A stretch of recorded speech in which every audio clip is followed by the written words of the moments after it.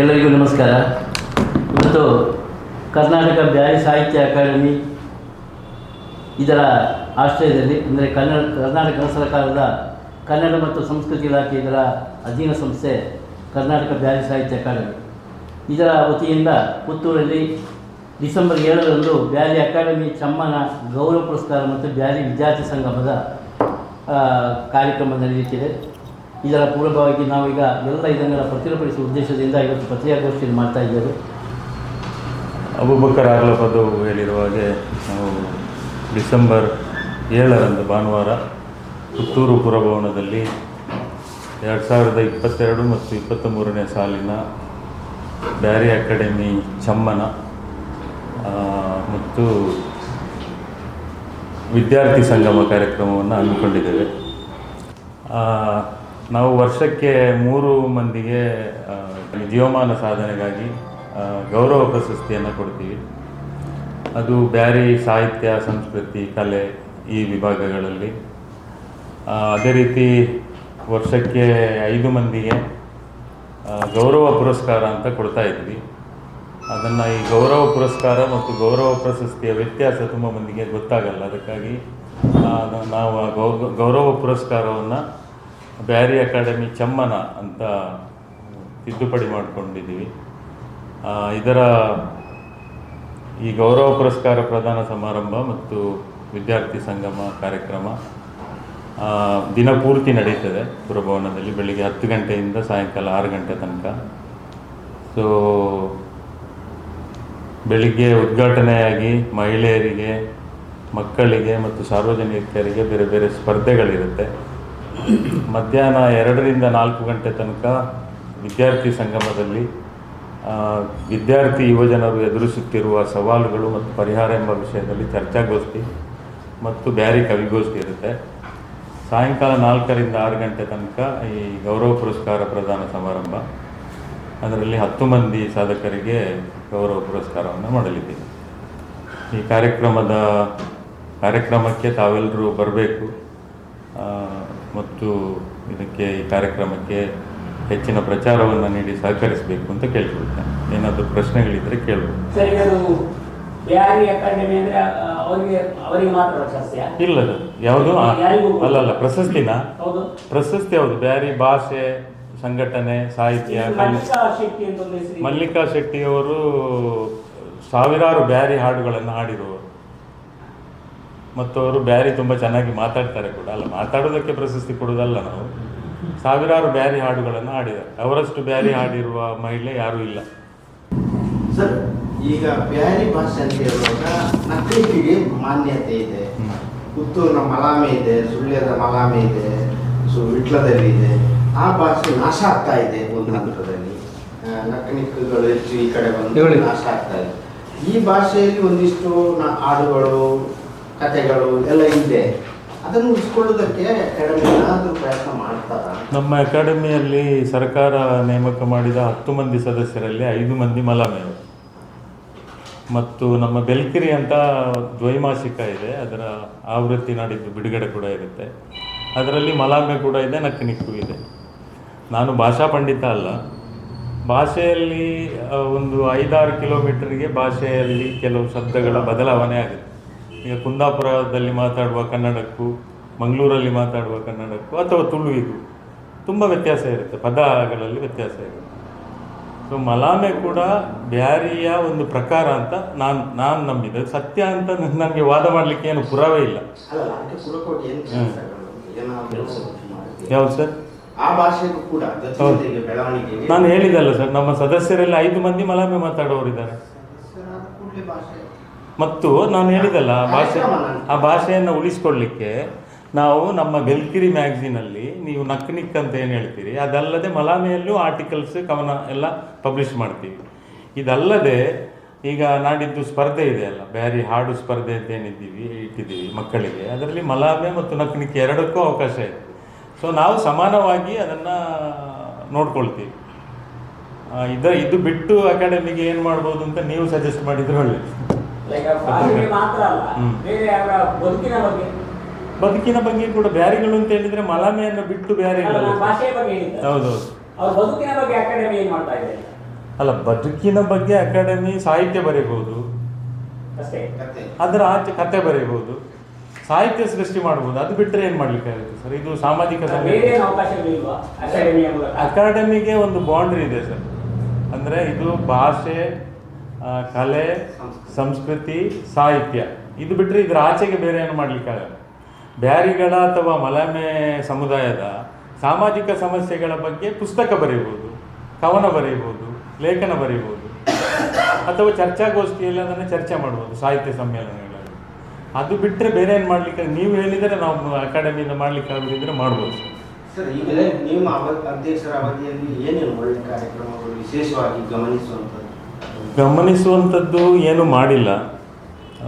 ಮಾಡಲಿಕ್ಕೆ ಶುರು ಮಾಡಿದ್ದೀವಿ. ಅಂದರೆ ಬ್ಯಾರಿ ಭಾಷೆಯಲ್ಲಿ ಸಂಶೋಧನೆ ನಡೆದಿಲ್ಲ. ಬ್ಯಾರಿ ಭಾಷೆ, ಅದರ ಭಾಷಾ ಪ್ರಕಾರಗಳು, ಈಗ ಮಲಾಮೆ ಎನ್ನುವಂಥ ಚರ್ಚೆ ನಾವು ಮಾಡ್ತಾ ಇದ್ದೀವಿ. ಭಾಷಾ ಪ್ರಕಾರಗಳು ಮತ್ತು ಬ್ಯಾರಿಗಳ ಇತಿಹಾಸದ ಬಗ್ಗೆ ಒಂದು ಸಂಶೋಧನಾ ಒಂದು ಥೀಸಿಸ್ ಇಲ್ಲ. 1975ರಲ್ಲಿ ನಮ್ಮ ಸುಶೀಲಾ ಉಪಾಧ್ಯಾಯ ಅವರು, ಉಡುಪಿಯ ಅವರು ಪೂನಾ ಯೂನಿವರ್ಸಿಟಿಗೆ ಒಂದು PhD ಸಬ್ಮಿಟ್ ಮಾಡಿದ್ದಾರೆ, ಒಂದು ಥೀಸಿಸ್. ಅದು ಬಿಟ್ಟರೆ ಬೇರೆ ಯಾವುದೇ ಯೂನಿವರ್ಸಿಟಿಯಲ್ಲಿ ಒಂದು ಥೀಸಿಸ್ ಇಲ್ಲ. ಪುಸ್ತಕಗಳನ್ನು ಬರೆದಿದ್ದಾರೆ. ಅದರಲ್ಲೂ ಕೂಡ ಈಗ ಅವರು ಸುಶೀಲಾ ಉಪಾಧ್ಯಾಯ ಮೇಡಮ್ ಅವರು ಅಕಾಡೆಮಿಯ ಮೊದಲ ಅವಧಿಗೆ ಸದಸ್ಯ ಕೂಡ ಆದರು. ಆದರೆ ಅವರ ಥೀಸಿಸಲ್ಲಿ ಎಲ್ಲೂ ಕೂಡ ಬ್ಯಾರಿ ಶಬ್ದ ಬಳಸಲಿಲ್ಲ. ಅವರು ಇಡೀ 400 ಚಿಲ್ಲರೆ ಪುಟದ ಥೀಸಿಸಲ್ಲಿ ಅವರೆಲ್ಲ ಕಡೆ ಮಾಪಿಲ್ಲ ಅಂತ ಬಳಸಿದ್ದಾರೆ. ಅವರು ಮೊದಲ ಅವಧಿಗೆ ಸದಸ್ಯ ಆದಾಗ ಒಂದು ಪುಸ್ತಕ ಬರೆದರು, ಅದರಲ್ಲಿ ಬ್ಯಾರಿ ಅಂತ ಬಳಸಿದರು. ಇದು ಬಿಟ್ಟರೆ ಯಾವುದೇ ಯೂನಿವರ್ಸಿಟಿಯಲ್ಲಿ ಬ್ಯಾರಿ ಬೇರೆ ಬೇರೆ ವಿಷಯದಲ್ಲಿ ಬ್ಯಾರಿಗಳು PhD ಮಾಡಿದ್ರು. ಈಗ ತುಂಬ ನಮ್ಮ ಮಕ್ಕಳು ಬೇರೆ ಬೇರೆ ವಿಷಯದಲ್ಲಿ ಮಾಡ್ತಾರೆ. ಭಾಷೆ, ಸಂಸ್ಕೃತಿ, ಕಲೆ, ಜನಪದ ಅಥವಾ ಇತಿಹಾಸ, ಇದರ ಬಗ್ಗೆ PhD ಇಲ್ಲ. ಸೊ ಆ ಕಾರಣಕ್ಕಾಗಿ ನಾವೊಂದು ತಜ್ಞರ ಸಮಿತಿಯನ್ನು ಅಕಾಡೆಮಿ ಮೂಲಕ ಮಾಡಿದ್ದೀವಿ. ಮಾಡಿಕೊಂಡು ಇದಕ್ಕೆ ಫಸ್ಟ್ ಪ್ರಿಯಾರಿಟಿ ಮೊದಲ ಆದ್ಯತೆ ಸಂಶೋಧನೆ ಮತ್ತು ದಾಖಲೀಕರಣಕ್ಕೆ ಕೊಡಬೇಕು ಅಂತ ಅಂದ್ಕೊಂಡಿದ್ದೀವಿ. ಈ ತಜ್ಞರ ಸಮಿತಿಯಲ್ಲಿ ಪುರುಷೋತ್ತಮ ಬಿಲಿಮಲೆ, ರಹಮತ್ ತರೀಕೆರೆ, ಪ್ರೊಫೆಸರ್ A. ನಾರಾಯಣ್ ಇಂಥವರೆಲ್ಲ ಇದ್ದಾರೆ, ತುಂಬ ಮಂದಿ ಇದ್ದಾರೆ. ಸೊ 2-3 ಸಭೆ ಆಗಿದೆ. ಈಗ ನಾವು ಯಾವುದೇ ಯೂನಿವರ್ಸಿಟಿಯಲ್ಲಿ, ಜಗತ್ತಿನ ಯಾವುದೇ ವಿಶ್ವವಿದ್ಯಾನಿಲಯದಲ್ಲಿ ಬ್ಯಾರಿ ಭಾಷೆ, ಇತಿಹಾಸ ಇದಕ್ಕೆ ಸಂಬಂಧಪಟ್ಟ ಹಾಗೆ ಯಾರಾದರೂ PhD ಮಾಡೋದಿದ್ದರೆ ನಾವು ಫೆಲೋಶಿಪ್ ಕೊಡ್ತೀವಿ ಅಕಾಡೆಮಿಯಿಂದ, ದೊಡ್ಡ ಅಮೌಂಟ್ ಕೊಡ್ತೀವಿ. ಇದು ಮೊದಲ ಆದ್ಯತೆ. ಎರಡನೇದು ದಾಖಲೀಕರಣಕ್ಕೂ ಕೂಡ ಒಂದು ಟೀಮ್ ಈಗ ಸಜ್ಜಾಗಿದೆ. ಸುಮಾರು 6 ತಿಂಗಳು ಅವರು ಬ್ಯಾರಿಗಳು ನೆಲೆಸಿರುವ ಎಲ್ಲ ಊರಿಗೆ ಸಂಚಾರ ಮಾಡ್ತಾರೆ, ವಿತ್ ಆಡಿಯೋ ವಿಡಿಯೋ ತಂಡದ ಜೊತೆಗೆ. ಈ ಭಾಷಾ ಪ್ರಕಾರ ಅಂದರೆ ಒಂದು 10-13 ಸಬ್ಜೆಕ್ಟ್ ಅವರು ಸೆಲೆಕ್ಟ್ ಮಾಡಿದ್ದಾರೆ. ಅದರಲ್ಲಿ 3 ನಾವು ಕಟ್ ಮಾಡಿ 10 ಸಬ್ಜೆಕ್ಟ್ ಮೇಲೆ ದಾಖಲೀಕರಣ ಮಾಡಬೇಕು ಅಂತ ಹೇಳಿದ್ದೀವಿ. ಸೊ ಇದಲ್ಲದೆ ಬ್ಯಾರಿ ಮರ್ಕೋಗಾವತ್ ಮರ್ಹೂಮ್ ಬ್ಯಾರಿಂಗ್ ಅಂತ ಮರೆಯಲಾಗದ ಬ್ಯಾರಿ ಮಹನೀಯರು ಅಂತ ಒಂದು ಮೊದಲ ಆವೃತ್ತಿ ಈ ಹಿಂದೆ ಪ್ರಕಟ ಆಗಿತ್ತು. ನಾವು ನಮ್ಮ ಅವಧಿಯಲ್ಲಿ 2ನೇ ಆವೃತ್ತಿಯನ್ನು ಪ್ರಕಟ ಮಾಡಿದ್ದೀವಿ. ಒಂದು 114 ಮಂದಿ ಇದ್ದಾರೆ ಅದರಲ್ಲಿ. ಅದು ಏನೂ ಅಲ್ಲ, ಅದರ ಆಚೆಗೆ ನೀವು ಹೇಳಿದಾಗೆ ಇದು ಒಂದು ಕಚೇರಿಯಲ್ಲಿ ಕೂತು ಒಂದು 4-5 ಜನರ ಹತ್ರ ಮಾತಾಡಿ ಮಾಡಿದರೆ ಅದು ಪರಿಪೂರ್ಣ ಆಗಲ್ಲ ಗ್ರಂಥ. ಸೊ ಈ ಏನು ದಾಖಲೀಕರಣ ತಂಡ ಇದೆ, ಅವರು ಹೋದಾಗ ಒಂದು ಸಬ್ಜೆಕ್ಟನ್ನು ಮರೆಯಲಾಗದ ಬ್ಯಾರಿ ಮಹನೀಯರು ಯಾರಿದ್ದಾರೆ ಅಂತ ಅವರು ಹುಡುಕಿ ಅವರ ಹೆಸರನ್ನು, ಆ ದಾಖಲೆಗಳನ್ನು ಕೂಡ ಅವರು ದಾಖಲೀಕರಣ ಮಾಡ್ತಾ ಹೋಗ್ತಾರೆ. ಸೊ ಆವಾಗ ಈ ಪುಸ್ತಕ ಒಂದು ಅದು 100% ಆಗಲ್ಲ. ಅಂದರೆ ಎಷ್ಟೋ ಮಂದಿ ಬ್ಯಾರಿ ಮಹನೀಯರು ತೀರ್ಕೊಂಡಿದ್ದಾರೆ. ಅವರ ಬಗ್ಗೆ ನಿಖರವಾಗಿ ದಾಖಲೆಗಳನ್ನು ಕೊಡುವ ಅಥವಾ ಮಾತಾಡುವವರು ಸಿಗದೇ ಇರ್ಬೋದು. ಸೊ ಆದರೂ ಕೂಡ ಈ ಮಟ್ಟದಲ್ಲಿ ಕೆಲಸ ಮಾಡಬೇಕು ಅಂತ ಇದು ನಮ್ಮ ಆದ್ಯತೆಯ ಕೆಲಸ ಸರ್. 2ನೇ ಆದ್ಯತೆ ಬಹಳ ವರ್ಷಗಳಿಂದ ಬ್ಯಾರಿ ಭವನ ಆಗಬೇಕು ಅಂತ ಕನಸಿತ್ತು. 3 ಜಾಗಕ್ಕೆ ಅದು ಸ್ಥಳಾಂತರ ಆಗಿದೆ. ಮೊದಲು ಕುಡುಪಲ್ಲಿ ಒಂದು ಜಾಗ ಅಲಾಟ್ ಆಗಿತ್ತು. ಅದರಿಂದ ನಂತರ ಬಂದ ಅಧ್ಯಕ್ಷರು ಅದು ಸರಿಯಾದ ಜಾಗ ಅಲ್ಲ ಅಂತೇಳಿ ವಾಪಸ್ ಬಿಟ್ಟುಕೊಟ್ರು ಮೂಡಾಕ್ಕೆ. ನಂತರ ತೊಕ್ಕೋಟಲ್ಲಿ ಮಾಡಿದರು. ತೊಕ್ಕೋಟಲ್ಲಿ ಶಂಕುಸ್ಥಾಪನೆ ಮಾಡುವಾಗ ಜಗಳ ಆಯಿತು, ಮತ್ತು ಅಲ್ಲಿಂದ ಹೋಯಿತು. ಈಗ ಅಸೇಗೋಲಿಯಲ್ಲಿ 51 ಸೆನ್ಸ್ ಜಾಗ ಅಲಾಟ್ ಆಗಿದೆ ಸರ್ಕಾರದಿಂದ. ಸೊ ನಾನು ಅಧಿಕಾರ ಸ್ವೀಕರಿಸುವಾಗ ಅದರದ್ದು ಪ್ಲ್ಯಾನ್ ಎಲ್ಲ ರೆಡಿಯಾಗಿ ಟೆಂಡರ್ ಕೂಡ ಕರೆದಿತ್ತು. ನಾನು ಬಂದು ಮಾಡಿರೋ ಮೊದಲ ಒಳ್ಳೆ ಕೆಲಸನೋ ಕೆಟ್ಟ ಕೆಲಸನೋ ಗೊತ್ತಿಲ್ಲ, ನಾ ಇಡೀ ಪ್ರೊಸೆಸ್ಸನ್ನು ಸ್ಟಾಪ್ ಮಾಡಿದೆ. ಟೆಂಡರ್ ಕ್ಯಾನ್ಸಲ್ ಮಾಡಿಸಿದೆ, ಪ್ಲ್ಯಾನನ್ನು ರಿಜೆಕ್ಟ್ ಮಾಡಿದೆ. ಯಾಕಂದರೆ ನನಗೆ ಒಂದು ಕನಸಿದೆ, ನಾನು ಬ್ಯಾರಿ ಭಾಷೆ ಸಾಹಿತ್ಯಕ್ಕೆ ಎಷ್ಟು ಕೊಡುಗೆ ಕೊಟ್ಟಿದ್ದೀನೋ ನನಗೆ ಗೊತ್ತಿಲ್ಲ. ನಾನು ಏನೂ ಇಲ್ಲ, ನಾನು ಸಾಹಿತ್ಯವೂ ಅಲ್ಲ, ಬರಹಗಾರನೂ ಅಲ್ಲ, ಏನೂ ಅಲ್ಲ. ನಾನೊಬ್ಬ ಸಾಮಾಜಿಕ ಕಾರ್ಯಕರ್ತ. ನನಗೆ ನನ್ನದೇ ಆದ ಒಂದು ವಿಷನ್ ಇದೆ, ಬ್ಯಾರಿ ಕಮ್ಯುನಿಟಿ ಅಥವಾ ಮಲಾಮೆ ಒಳಗೊಂಡ ಒಂದು ಬ್ಯಾರಿ ಕಮ್ಯುನಿಟಿ. ಅದು ಒಂದು ಸ್ವಾಭಿಮಾನದಿಂದ ಅಥವಾ ಪ್ರೌಡ್ ಫೀಲ್ ಆಗಬೇಕು. ಅದೊಂದು ಸರ್ಕಾರಿ ಕಟ್ಟಡ ಥರ ಇರಬಾರ್ದು ಬ್ಯಾರಿ ಭವನ ಅಂತ ನನ್ನ ಕನಸು. ಅದು ಆ ಕಾರಣಕ್ಕೆ ನಾನು ನನ್ನದೇ ಆದ ಒಂದು ರೀತಿಯ ಏನು ಪ್ಲ್ಯಾನ್ ಮಾಡಿಸಿದೆ. ಆ ಪ್ಲ್ಯಾನ್ ಇದ್ದು ಮಾತ್ರ ಭಾರಿ ದೊಡ್ಡದಾಯಿತು. ಅದು 19 ಕೋಟಿ ಆಯಿತು, 18 ಕೋಟಿ ಚಿಲ್ಲರೆ ಆಯಿತು. ನಮ್ಮಲ್ಲಿ ದುಡ್ಡಿದ್ದು 3 ಕೋಟಿ ಮಾತ್ರ. ಹೆಚ್ಚಿನ ಅನುದಾನಕ್ಕಾಗಿ ಪ್ರಯತ್ನಿಸ್ತಾ ಇದ್ದೇವೆ. ಫೈನಲಿ ಈಗ 3 ಕೋಟಿದ್ದು ಕೆಲಸ ಇಮಿಡಿಯೇಟ್ಲಿ ಶುರು ಆಗುತ್ತೆ. ಅಲ್ಲ, ಈಗ 2 ಕಡೆ ಬಿದ್ದೋಯ್ತು. ಅಸಹ್ಯಗೌಡೆಯಲ್ಲಿ ಪಕ್ಕ. ಹೌದು ಸರ್. ಅದು ಬಿದ್ದೋಗುದಿಲ್ಲ. ಇಲ್ಲ ಗೊತ್ತಿಲ್ಲ, ಈಗ ಈ ಸರ್ಕಾರ ಅಲ್ಲ ಸರ್. ಸರ್, ಈಗ ಬ್ಯಾರಿ ಭಾಷೆ ಮಾತಾಡೋದಾಗಿ ಬ್ಯಾರಿಗಳನ್ನು ಮುಸ್ಲಿಮರು ಮಾತ್ರ ಅವರ ಬೇರೆ ಮಾಡ್ತಾರೆ. ಬ್ಯಾರಿ ಮಾತಾಡುವವರು ಮುಸ್ಲಿಮರು ಮಾತ್ರ ಅಲ್ಲ, ನಮ್ಮ ಬೆಲ್ಚಾಡ ಅಂತ ಒಂದು ಕಮ್ಯುನಿಟಿ ಇದೆಯಲ್ಲ, ಅದು ಕೂಡ ಬ್ಯಾರಿ ಅಂತ. ನಾನು ಭಾಷಾ ಪಂಡಿತ ಅಲ್ಲ, ಅಂದರೆ ಉದಾಹರಣೆಗೆ ಅಮೃತ ಸೋಮೇಶ್ವರ್ ಅವರ ಮನೆಗೆ ನಾನು ತುಂಬ ಸಲ ಹೋಗಿದ್ದೆ. ಅವ್ರು ಮಾತಾಡೋದು ಬ್ಯಾರಿ ಅಂತಲೇ ನನಗನ್ನಿಸುತ್ತೆ. ಅದು ಮಲಯ ಅಂದ್ರೆ ಈಗ ಮುಸ್ಲಿಮರು ಅಲ್ಲ, ನೀವು ಮುಸ್ಲಿಮರು ಮಲಯಾಳ ಮಾತಾಡ್ತಾರ. ಮಲಯಾಳಂಗೂ ಮಲಾಮೆ ಏನಿದೆ ಸರ್, ಮಲಾಮೆ ಮತ್ತು ಮಲಯಾಳಂಗೂ ಅಜಗಜಾಂತರ ವ್ಯತ್ಯಾಸ ಇದೆ. ಮಲಯಾಳಂ ಬೇರೆನೆ, ಮಲಾಮೆ ಅನ್ನೋದು ಮಲಯಾಳಂನ ಒಂದು ಏನು ಹೇಳ್ತಾರೆ, ತುಳು ಇದೆಲ್ಲ ಮಿಕ್ಸ್. ಹೌದು, ಮಿಕ್ಸ್ ಆಗಿ ಈ ಕಡೆ ಅದು ಭಾಷೆ, ಹೌದು. ಆ ಕಡೆ ನಕ್ಲಿಕ್. ಹೌದು. ಸರಿ, ಇದರ ಜೊತೆಗೆ ಸರ್, ನನಗೆ ಒಂದು ಪ್ರಶ್ನೆ ಉಂಟಾ? ಹೇಳಿ ಸರ್, ಹೇಳಿ. ಈಗ ಬ್ಯಾರಿ ಲಿಪಿಯ ಬಗ್ಗೆ ಅವತ್ತು ಸಾಕಷ್ಟು ಚರ್ಚೆ ತರ್ಕಗಳಾಯಿತು. ಅದರ ಬಗ್ಗೆ ನಿಮ್ಮ ಚರ್ಚೆ ತಕರಾರು ಏನಿಲ್ಲ ಸರ್. ಅಧ್ಯಕ್ಷರಿಗೆ ಮಾತ್ರ, ಹಿಂದಿನ ಅಧ್ಯಕ್ಷರಿಗೆ ತುಂಬ ಅಸಮಾಧಾನ ಇದೆ. ಅವರು ತುಂಬ ಆತ್ಮೀಯ ಸ್ನೇಹಿತರು. ಅವರಿಗೆ ಆ ಬ್ಯಾರಿ ಲಿಪಿ ಅವರ ಅವಧಿಯಲ್ಲಿ ಅವರು ಮಾಡಿದ್ರು. ನನಗೆ ಆವಾಗಲೇ ಆ ಲಿಪಿ ಮಾಡಿದ ವ್ಯಕ್ತಿ ಇದ್ದಾನಲ್ಲ, ಅವ ಹಿಂದಿನ ಅಧ್ಯಕ್ಷರಿದ್ದಾಗ ನನ್ನ ಆಫೀಸಿಗೆ ಬಂದು ಬರೀಲಿಕ್ಕೆ ಶುರು ಮಾಡಿದ್ದ ಬ್ಯಾರಿಯನ್ನು ಹೀಗೆ ಬರೀಬೋದು ಅಂತ. ನೀನು ನನ್ನಲ್ಲಿಗೆ ಯಾಕೆ ಬಂದಪ್ಪ, ಅಕಾಡೆಮಿ ಇದೆ, ಅದರ ಅಧ್ಯಕ್ಷರಿದ್ದಾರೆ, ಅಲ್ಲಿಗೆ ಹೋಗಿ ಅವ್ರ ಹತ್ರ ಮಾತಾಡೋ, ಅವ್ರೇನಾದರೂ ಮಾಡ್ಬೋದು ಅಂತ. ನಾನು ಅಧ್ಯಕ್ಷರಿಗೆ ಫೋನ್ ಮಾಡಿದ್ದೆ.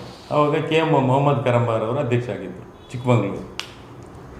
ಅವರು ನಾನು ಹೇಳಿದೆ, ನಾನು ಒಬ್ಬ ಬಂದಿದ್ದಾನೆ ಏನೋ ಲಿಪಿ ಮಾಡ್ತಾನಂತೆ, ನಾನು ನಿಮ್ಮ ಆಫೀಸಿಗೆ ಬರಲ್ಲ ಅವನು ಕರ್ಕೊಂಡು ಅಂತ. ನೀವು ಯಾಕೆ ಬರೋದು, ನಾನೇ ಬರ್ತೀನಿ ಅಂತ ಹೇಳಿದ್ರು. ಅವ್ರು ನನ್ನ ಆಫೀಸಿಗೆ ಬಂದು ನಿಮ್ಮ ಅಭಿಪ್ರಾಯ ಏನು ಅಂತ ಕೇಳಿದ್ರು. ನಾನು ಹೇಳಿದ್ದೆ, ನನ್ನ ಮಾತೃಭಾಷೆಗೆ ಒಂದು ಲಿಪಿ ಬೇಡ.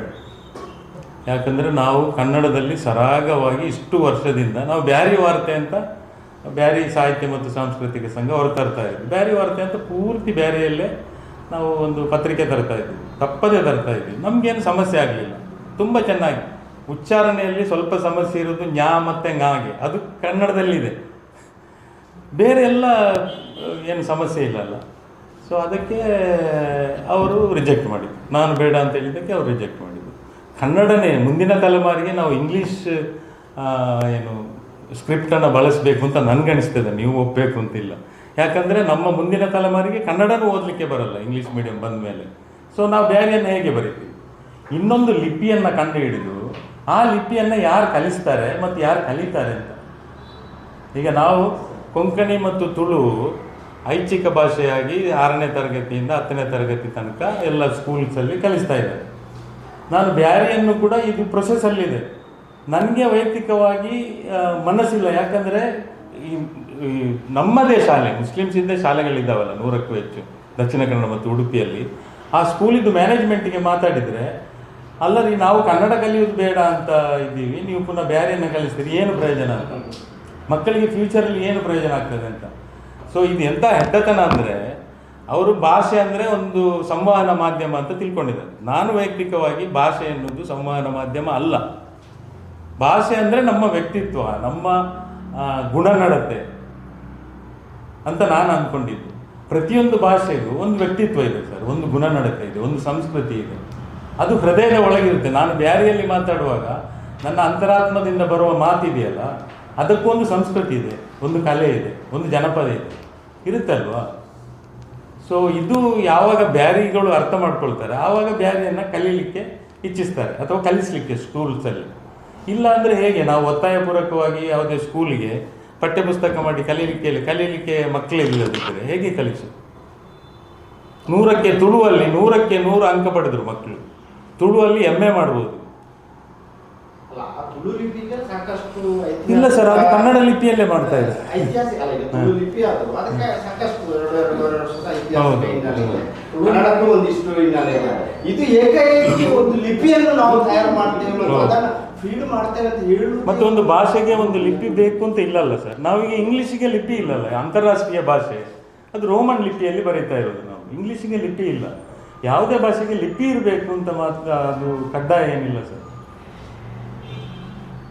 ಈಗ ಬ್ಯಾರಿ ಸಾಹಿತ್ಯವನ್ನು ಬೆಳೆಸುವಲ್ಲಿ ಯುವಕರು ಮುಂದೆ ಬರಬೇಕು ಅಲ್ವಾ?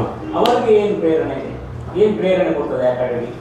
ಅಕಾಡೆಮಿಯಿಂದ ನಾವು ಈ ಸಲ ನಾಡಿದ್ದು 14ನೇ ತಾರೀಕಿಗೆ ಮಂಗಳೂರು ತಾಲೂಕು ಬ್ಯಾರಿ ಸಾಹಿತ್ಯ ಸಮ್ಮೇಳನ ಮಾಡ್ತಾ ಇದ್ದೀವಿ, ಗುರುಪುರ ಕೈಕಂಬದಲ್ಲಿ. ಅಂದರೆ 7ನೇ ತಾರೀಕು ಇಲ್ಲಿ, 14ನೇ ತಾರೀಕು ಮಂಗಳೂರಲ್ಲಿ. ಸೊ ಅಲ್ಲಿ ನಾವು ಉದಯೋನ್ಮುಖ ಬರಹಗಾರರ ಬ್ಯಾರಿ ಕೃತಿಗಳಿಗೆ ಆಹ್ವಾನ ಮಾಡಿದ್ವಿ.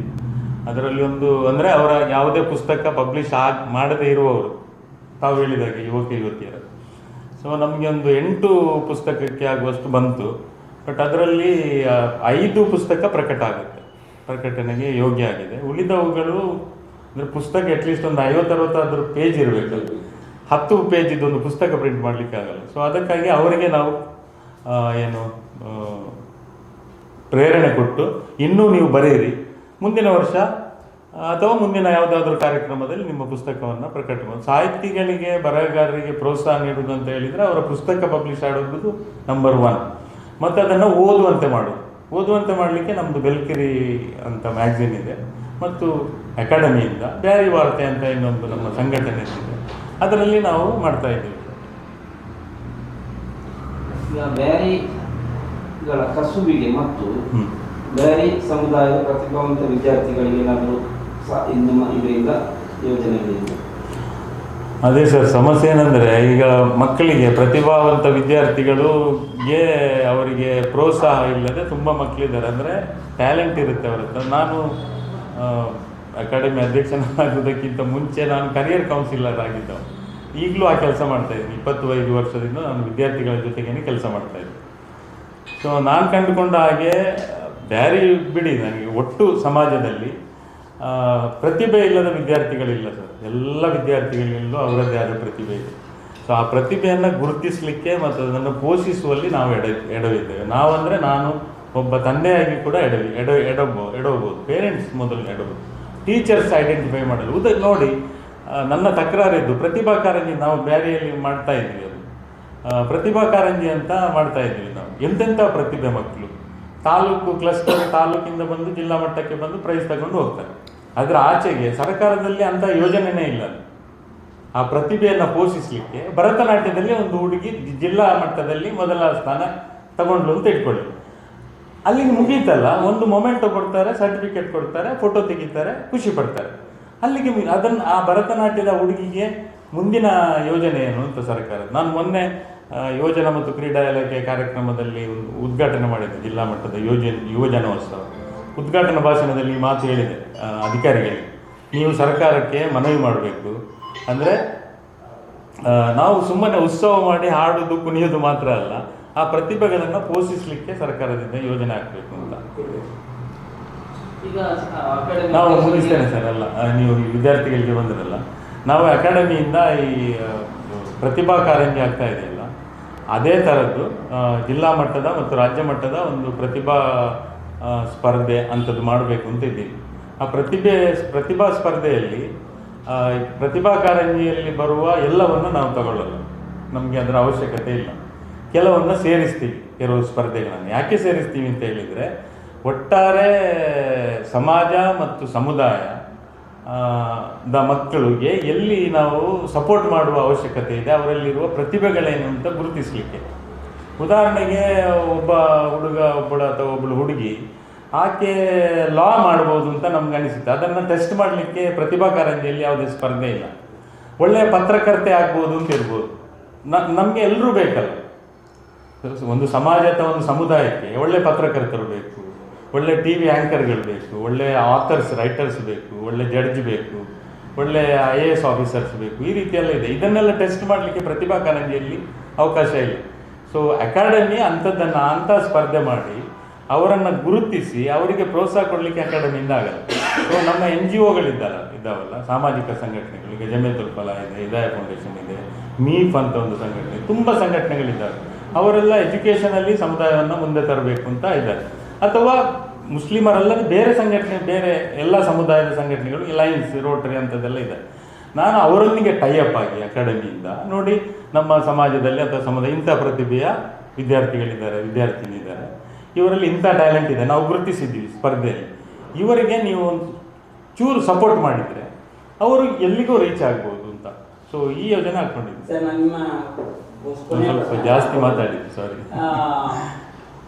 ಇದು ನಿಮ್ಮ ವ್ಯಾಪ್ತಿಗೆ ಬರುತ್ತೆ ಇಲ್ಲ ಗೊತ್ತಿಲ್ಲ ನನಗೆ. ಆದರೆ ಬ್ಯಾರಿ ಸಮುದಾಯದಲ್ಲಿ ತುಂಬ ನಾಟಿ ವೈದ್ಯ ಪದ್ಧತಿಯನ್ನು ಬೆಳೆಸ್ಕೊಂಡು ಬಂದವರಿದ್ದಾರೆ. ಅದು ಈ ಸಂಸ್ಕೃತಿ, ಅದಕ್ಕೇನಾದರೂ ಅಕಾಡೆಮಿಯಿಂದ ಏನಾದರೂ ಮಾಡಲಿಕ್ಕಾಗುತ್ತಾ? ಮಾಡ್ಬೋದು ಸರ್, ಖಂಡಿತ ಮಾಡ್ಬೋದು. ಸೊ ಅಂಥ ಪ್ರಪೋಸಲ್ಸ್ ಕೂಡ ಬಂದಿದ್ದಾವೆ. ಅಂದರೆ ಈ ಗೌರವ ಪುರಸ್ಕಾರ, ಉದಾಹರಣೆಗೆ ನಾಡಿದ್ದು ಇಲ್ಲಿ ಮಹಿಳೆಯರ ಸ್ಪರ್ಧೆ ಇದೆ, ಏನು ಸಾಂಪ್ರದಾಯಿಕ ಆಹಾರ ಸ್ಪರ್ಧೆ. ಆ ಸ್ಪರ್ಧೆಯಲ್ಲಿ ನಾಟಿ ಮದ್ದುಗೆ ಕಾಂಪೀಟ್ ಮಾಡ್ಬೋದಾ ಅಂತ ಕೇಳಿದ್ದು ನನಗೆ ಆವಾಗ ಸಡನ್ ಫ್ಲ್ಯಾಶ್ ಆಯಿತು. ನಾವು ಬರೀ ನಾಟಿ ವೈದ್ಯರ ಒಂದು ಕಾಂಪಿಟೇಷನ್ ಮಾಡಿದರೆ ಹೇಗೆ, ಅಥವಾ ಈ ಗೌರವ ಪುರಸ್ಕಾರ, ಗೌರವ ಪ್ರಶಸ್ತಿ ಕೊಡುವಾಗ ಅವರನ್ನು ಯಾಕೆ ಕನ್ಸಿಡರ್ ಮಾಡಬಾರ್ದು? ಅದೊಂದು ಸಂಸ್ಕೃತಿ ಅಲ್ವಾ, ಅದನ್ನು ಉಳಿಸ್ತಾ ಬರ್ತಾ ಇದೆ. ಈಗ ನೀವು ಹೇಳಿದ್ರಲ್ಲ ಜಿಲ್ಲೆ ಬಿಟ್ಟು ರಾಜ್ಯಕ್ಕೆ ಹೋಗ್ಲಿಕ್ಕಾಗುದಿಲ್ಲ ಅಂತ, ಹಾಗಿರುವಾಗ ನೀವೇ ಅಧ್ಯಕ್ಷರಾಗಿದ್ದೀರಿ ಮತ್ತು ಸರ್ಕಾರದ ನಿಮ್ಮಿದೆ, ಆದರೆ ಆ ರೀತಿಯ ಪ್ರಯತ್ನಗಳನ್ನು ಮಾಡ್ಲಿಕ್ಕೆ ಯಾವ ಸರ್ ಜಿಲ್ಲೆ? ಹೌದೌದು, ಅದಕ್ಕೆ ಸರ್ ಅಕಾಡೆಮಿಯಿಂದ ಮಾಡ್ತಾ ಇರೋದು. ಸರ್ಕಾರಕ್ಕೂ ನಾನು ಮನವಿ ಮಾಡಿದ್ದೀನಿ. ಸೊ ಎಲ್ಲವನ್ನು ಸರ್ಕಾರ ತಗೊಳ್ಳುತ್ತೆ ಅಂತ ಇಲ್ಲ. ಉದಾಹರಣೆಗೆ ಸುಮ್ಮನೆ ಸರ್ಕಾರದ ಅಧಿಕಾರಿಗಳೊಂದಿಗೆ ಮಾತಾಡುವ ಒಂದು ಅವಕಾಶ ನನಗೆ ಸಿಕ್ತು. ಆವಾಗ ಮೌಲಾನಾ ಆಜಾದ್ ರಾಷ್ಟ್ರೀಯ ಶಿಕ್ಷಣ ದಿನಾಚರಣೆ ಇದೆಯಲ್ಲ, ಅದು ಸರ್ಕಾರ ಸೀರಿಯಸ್ಲಿ ಮಾಡ್ತಾ ಇಲ್ಲ. ಸೊ ಮೊದಲ ಶಿಕ್ಷಣ ಮಂತ್ರಿ ಅವರು ಮೌಲಾನಾ ಆಜಾದ್ ನವೆಂಬರ್ 11ನೇ ತಾರೀಕು ರಾಷ್ಟ್ರೀಯ ಶಿಕ್ಷಣ ದಿನಾಚರಣೆ ಅಂತ ಮಾಡ್ತೀವಿ. ಸೊ ಯಾಕೆ ಸರ್ಕಾರ ಮಾಡಬಾರ್ದು ಅಂತ ನಾನು ಮಾತಾಡಿದ್ದೆ. ಅವರು ಒಂದು ಏನಾದರೂ ಮಾಡ್ಬೋದು ಅಂತ ಇದ್ದಾಗೆ ಅನಿಸ್ತು ನನಗೆ. ನಾನು ತಕ್ಷಣ ನನ್ನ ಹತ್ರ ಲೆಟರ್ ಇತ್ತು, ಬಂದು ಒಂದು ರಿಕ್ವೆಸ್ಟ್ ಕೊಟ್ಟೆ. ಸೊ ಇಷ್ಟೇ ಮಾಡಿದ್ದು ಸರ್. ಈಗ ಎಲ್ಲ ಸ್ಕೂಲ್ಗೆ ಸರ್ಕ್ಯುಲರ್ ಬಂತು ಈ ವರ್ಷ, ನೀವು ಕಡ್ಡಾಯವಾಗಿ ರಾಷ್ಟ್ರೀಯ ಶಿಕ್ಷಣ ದಿನಾಚರಣೆಯನ್ನು ಆಚರಣೆ ಮಾಡಬೇಕು ಅಂತ. ಈ ಹಿಂದೆ ಇರಲಿಲ್ಲ. ಸೊ ನಾವು ಮಾಡಿದರೆ ಖಂಡಿತ ಆಗುತ್ತೆ, ಎಲ್ಲವೂ ಆಗುತ್ತೆ ಅಂತ ಗೊತ್ತಿಲ್ಲ ಸರ್. ಸರಿ ಹೇಳಿದ ಹಾಗೆ ಪ್ರಯತ್ನ ಮಾಡ್ಬೋದು. ಸರ್ಕಾರದ ನಿಯಮದಲ್ಲಿ ಜಿಲ್ಲಾ ಮಟ್ಟಕ್ಕೆ ಸೀಮಿತ ಆಗಿ ಹೋಗ್ತದೆ. ಹೌದು ಹೌದು, ಅದರಿಂದ ಮುಂದೆ ಹೋಗುದಿಲ್ಲ ಅದು. ಮತ್ತು ಮುಂದೆ ಹೋದ್ರೂ ಕೂಡ ಅವರಿಗೆ ರಾಜ್ಯ ಮಟ್ಟದ ಸ್ಪರ್ಧೆ ಮಾಡಿ ಮುಗಿಸ್ತಾರೆ. ಅದು ಬಿಟ್ಟರೆ ಅದರ ಆಚೆ ಇಲ್ಲಲ್ಲ. ಸುದ್ದಿ ಚಾನಲ್, ಕ್ಷಣ ಕ್ಷಣದ ಸುದ್ದಿಗಾಗಿ. ಅತ್ತೆ, ಇದು ನನ್ನ ಬರ್ಡೇ ಗಿಫ್ಟ್. ಇದೆಲ್ಲ ಜೀವನದಲ್ಲಿ ನನಗೋಸ್ಕರ ತಗೊಂಡ್ಬಂದಿದ್ದಾರೆ. ನಿನ್ ಮೇಲೆ ತುಂಬಾ ಚೆನ್ನಾಗಿ ಕಾಣುತ್ತೆ. ಇದು ತುಂಬಾ ಚೆನ್ನಾಗಿದೆ ಅಲ್ವಾ? ತುಂಬಾ ಚೆನ್ನಾಗಿದೆ.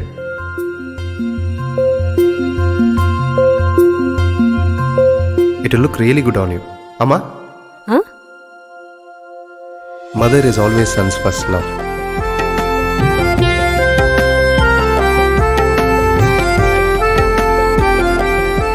ಪ್ರತಿ ಪೀಳಿಗೆಯ ಪ್ರೀತಿಯ ಮಳಿಗೆ GL ಆಚಾರ್ಯ ಜುವೆಲ್ಲರ್ಸ್.